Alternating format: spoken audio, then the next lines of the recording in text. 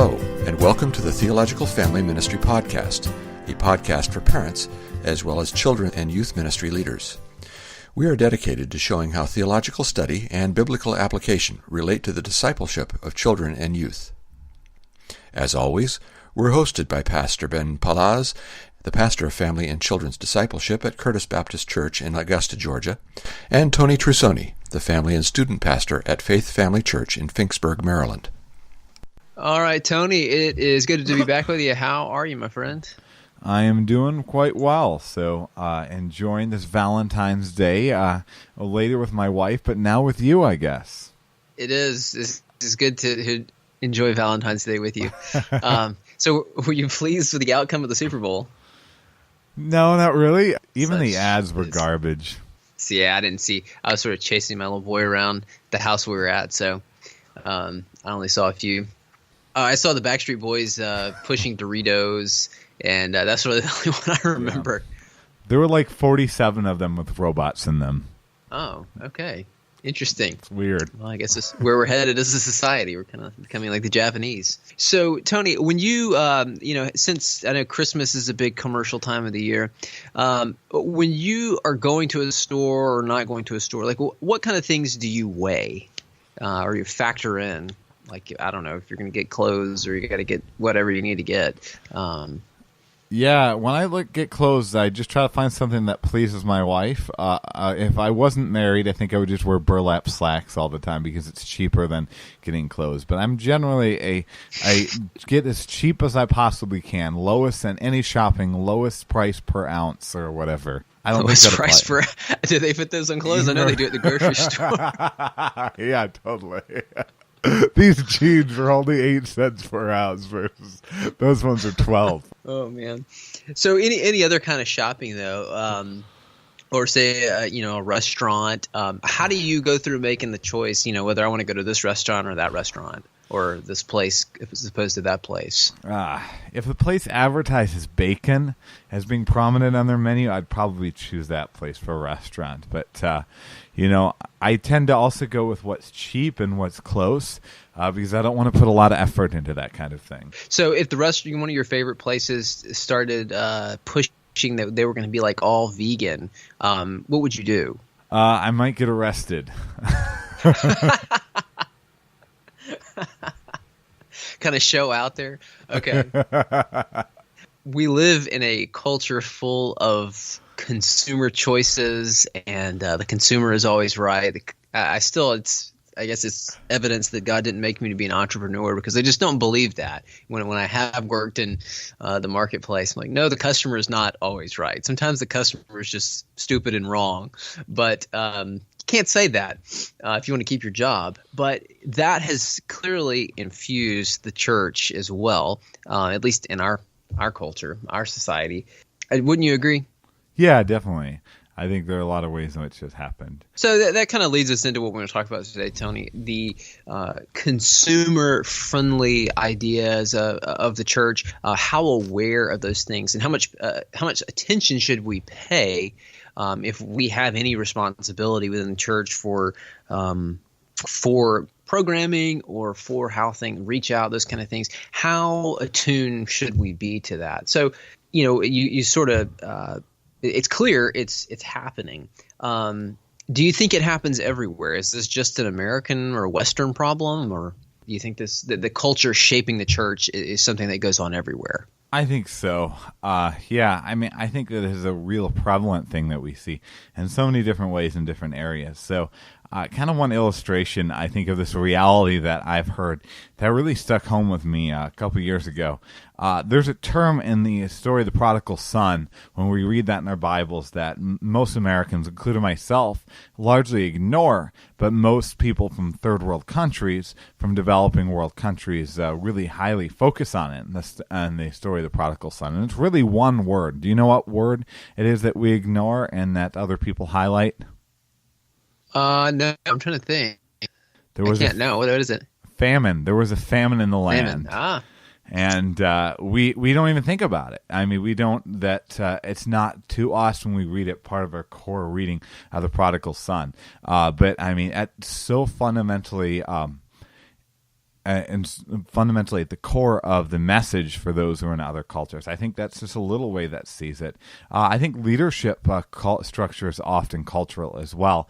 I was reading a really great article in Gospel Coalition by a guy named Sam Albury, and he was talking about ways in which culture shapes the church leadership. And he talked about the dangers of in America, sometimes church structure can become kind of CEO based, trying to have the pastor as a CEO. And in England, he said that the pastor can be perceived as like a benevolent general.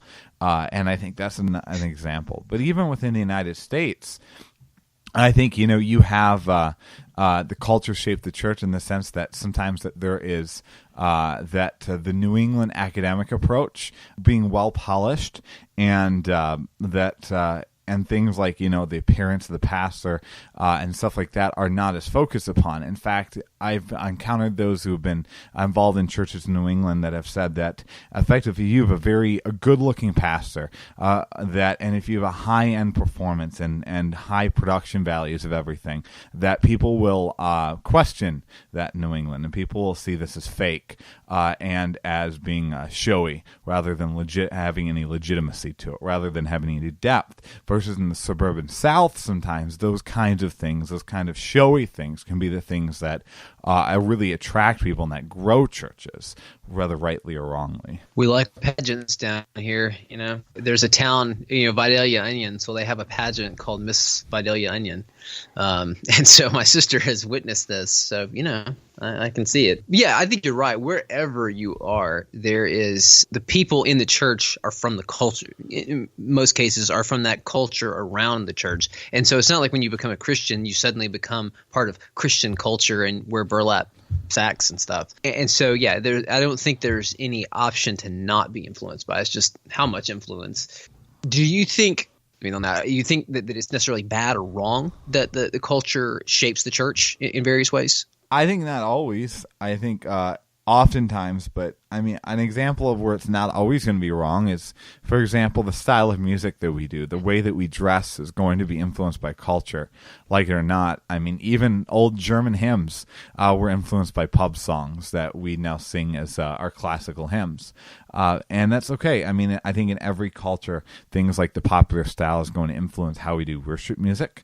And it's going to influence, I'm not going to dress as a Gregorian monk at church because I don't live in a culture where that would in any way, shape, or form be the norm. But I think more often, though, it's not these little things. More often, the culture shaping the church is because the church looks more like an extension of our culture than something that transcends and outlives it. And I think oftentimes this kind of consumer-friendly mentality really becomes man-centered in the church rather than having the church be God-centered.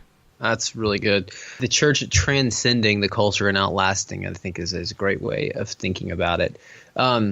So in our time and in our location, how is that done?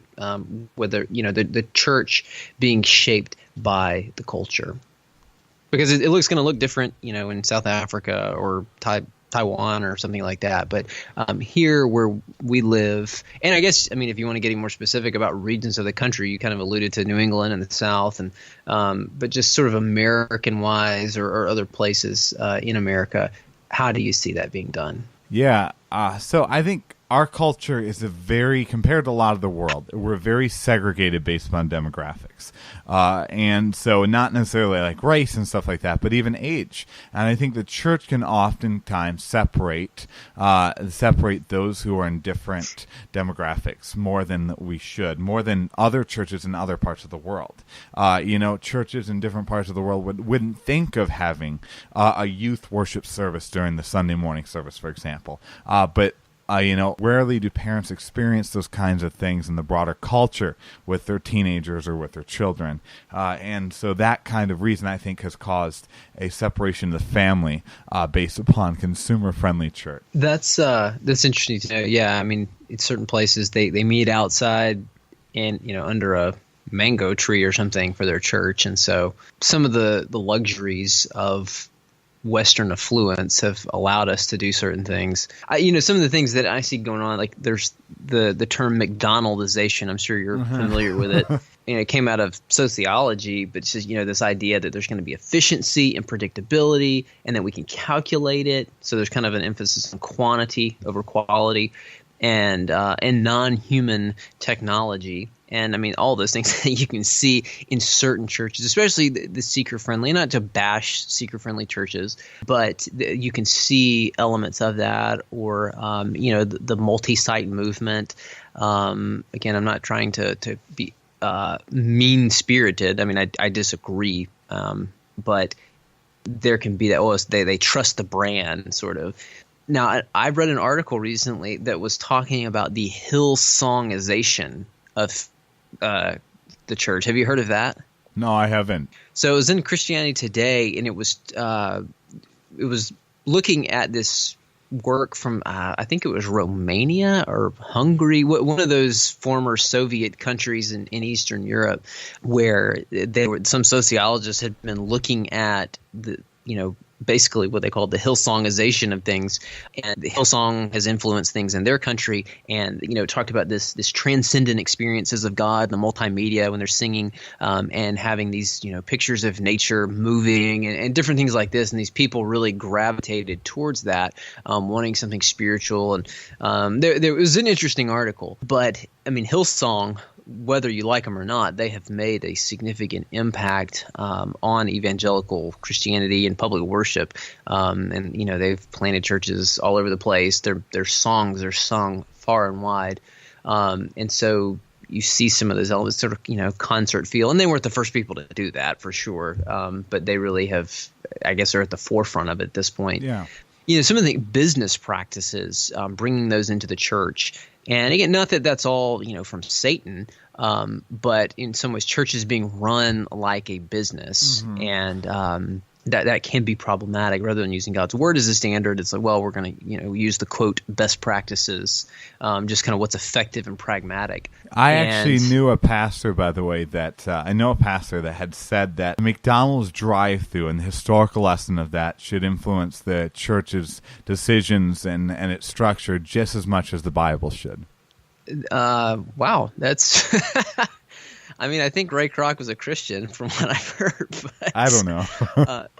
But, it's interesting that you mentioned that, because what I was about to say was these consumer expectations and people viewing – I think I've said this before on here, but people viewing the church as like a religious drive-through. So we come through, we get the religious goods and services of the sermon, the song, whatever, and then we drive on through. Or maybe a drive-in, you get it and you stay there a little longer. But I think I've lived in different places and I know people from different places, and those kinds of things are pretty prevalent. So when it gets to not just culture affecting, but how do you think consumerism in particular has entered the church, and why do you think that's the case? Yeah, I think consumerism is a big question. Yeah, I think it's entered the church a great deal, especially in America. And I think most American churches are affected by it, even if they're not consumeristic in the way that we might think, even if they're not consumeristic based upon young people. So we often think of the consumer-focused churches as the churches that are going out of their way to have the youngest, most vibrant flock possible. But I think, that we can do this even with churches that are more traditional. We can even see that. I mean, I know of another pastor that I was talking with, and he was asking church leader what decision in regards to a cancellation policy would make the elderly congregants of his church most happy, because he wants to make sure that they're happy with his decision, and that being kind of the guiding principle rather than safety or wisdom, I think shows that, there's a level of consumerism that has infected it. And I think this show has shown a lot of facts. I was reading a study, I think it was from Barna, that talked about the reasons why people choose the churches that they choose. And there's some really good reasons that people do. But according to the study, only 42% of people claim that opportunities to serve impact their church choices. So the majority of people, more than half of people, say that their opportunity to serve the Lord in the church is not even remotely a consideration for them when they're choosing what church that they're going to go to.